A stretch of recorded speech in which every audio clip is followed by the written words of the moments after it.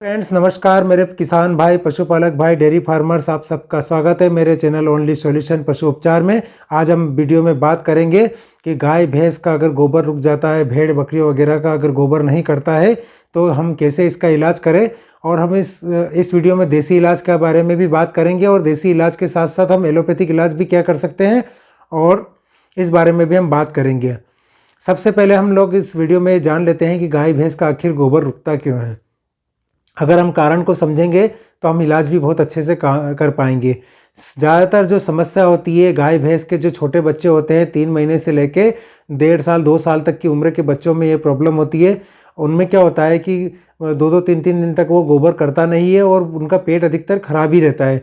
इसका कारण क्या है कि इंडाइजेशन है। इसका एक कारण सबसे बड़ा इंडाइजेशन मतलब जो इसका पाचन तंत्र है उसका पेट का वो सही नहीं है।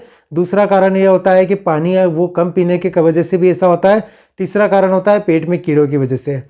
तो जब ये तीनों चीज़ें एक साथ तो होती रहती है शरीर के अंदर तो पशु गोबर कभी करता है कभी नहीं करता है।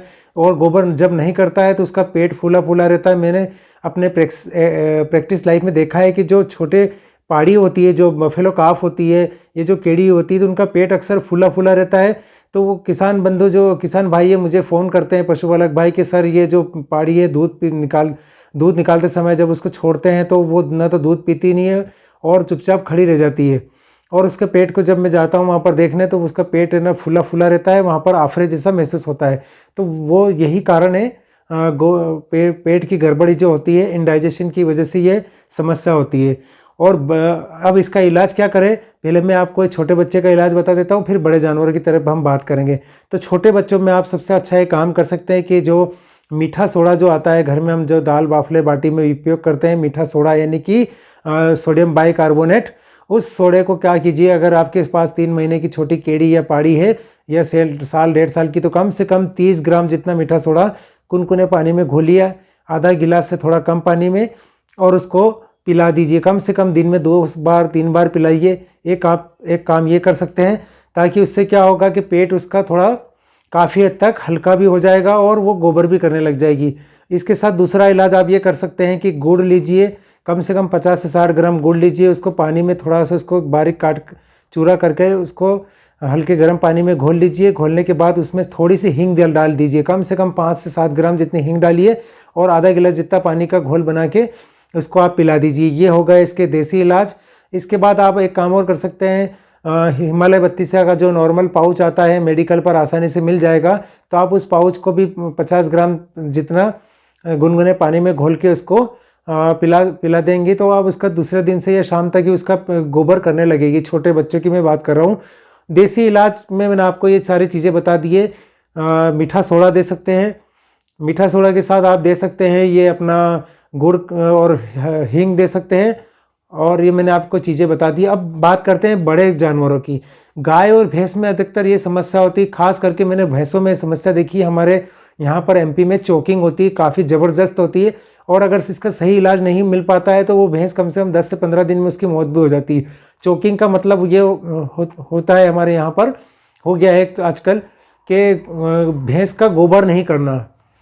होता क्या है कि उसके प्राथमिक जो लक्षण होते हैं ये होते हैं कि अच्छा खासा चारा पानी खाती रहती है भैंस और अचानक से गोबर करना बंद कर देती है और उसकी वजह से ये समस्या हो जाती है।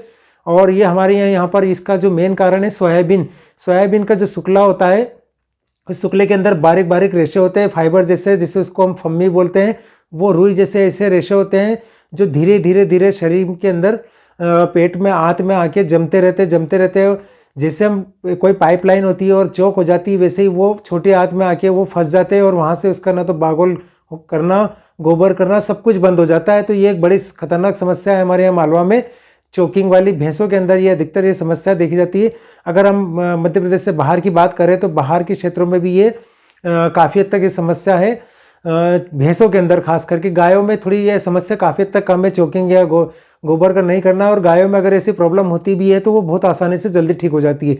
तो भैंसों के हम इलाज की बात करें तो मैं आपको बता देता हूँ कि वहाँ पर इतना मीठा सोडा वगैरह इतना ये काम असर नहीं करते हैं वहाँ पर। आप वहाँ पर एक काम करेंगे कि वहाँ पर डिस्टोडिन जो गोली आती है मेडिकल पर, ऑक्सीक्लोरोनाइज़, इसके अंदर जो दवा है इसका हम साइड इफ़ेक्ट का यूज़ करते हैं। ये वैसे एक्चुअली लीवर फ्लू के लिए दवा इसका उपयोग में की जाती है, पर हम लोग भैंसों में 6 से 8 गोली इसको खिला देते हैं। तो होता क्या है कि इस गोली को खिलाने से इस गोली का मेन साइड इफेक्ट है दस्त लगाना, यानी डायरिया लगना। तो इसकी वजह से भी हम इसका इलाज के रूप में उपयोग करते हैं। दूसरा इलाज हम इसका इलाज चोकिंग के बारे में हम कर सकते हैं, चाहे स्माइलेक्स हो या गुडलक्स हो या जो भी आपका कोल्टोलेक्स है या फिर सोडियम पिकोसल्फेट है, आप इन चीज़ों को ला के भैंस को पिला सकते हैं। पूरा कम से लग्जा बुलकोयर है, जैसे मैनकाइंड की बात करें तो पूरी आधा लीटर की बोतल कम से कम सुबह शाम इसको 2 दिन तक अगर पिलाएंगे तो भैंस में कैसी भी चोकिंग है तो वो भी उससे गोबर करने लगेगा।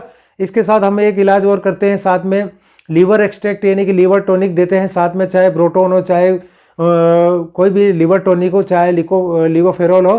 तो हम इसको क्या करेंगे कि अगर हम ब्रोटोन को या लिवोफेरॉल जो हमारे पास दवा उपलब्ध है, अगर इसको हम कम डोज देंगे 100 ग्राम 50 ग्राम तो वो बिल्कुल भी असर नहीं करेगी। आप इसके 2 डोज बना लीजिए, 250 ml के 2 डोज। तो 2 डोज बनने के बाद क्या होगा कि ओवरडोज जब शरीर में जाएगा तो ओवरडोज जाने से पेट में जो स्मूथनेस मसल्स जो पेट के अंदर बिल्कुल जो म्यूकस सूख जाता है तो उसमें स्मूथनेस चिकास आएगी, और चिकास आएगी तो पशु गोबर करने लगेगा। तो ये यहाँ पर हम लोग अपने प्रैक्टिस अनुभव में यही काम करते हैं। पेट के अंदर जो आंत होती है उसके अंदर म्यूकस की मात्रा धीरे धीरे बिल्कुल कम हो जाती है, इसकी वजह से वो गोबर सूख जाता है अंदर और गोबर नहीं करता है। तो हम लोग को टारगेट यही रहता है कि कम से कम ज़्यादा से ज़्यादा मात्रा में लग्जेटिव यानी कि जो दस्त लगने वाली दवाएं हैं उसको पहुंचाया जाए, साथ में पानी भी पहुंचाया जाए ताकि वो चिकासपन बना रहे।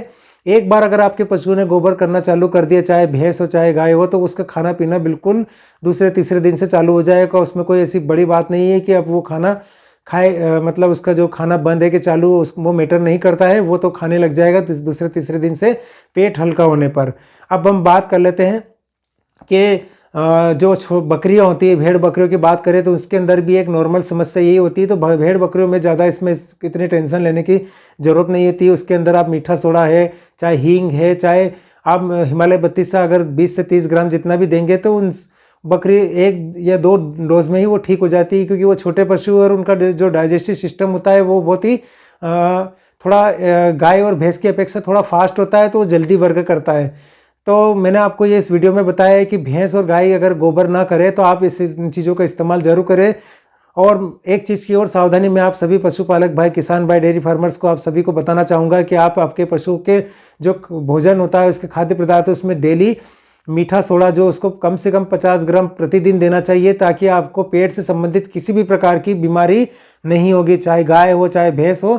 और अगर छोटे बच्चे हैं तो कम से कम 20 से 25 ग्राम डेली उसके मीठा सोडा उसके भोजन के रूप में होना चाहिए। और अगर वो किसी तरह से नहीं खाता है तो पानी में घोल के भी आप उसको पानी पीने के साथ में दे सकते हैं, ताकि उसका पेट का पाचन तंत्र सही बना रहेगा और आपको आर्थिक नुकसान से भी आप बच सकेंगे। और दूसरा फायदा सबसे ये होगा कि आपका पशु के जो प्रोडक्शन है, दूध उत्पादन, वो कम नहीं होगा और आर्थिक रूप से आप संपन्न भी रहेंगे।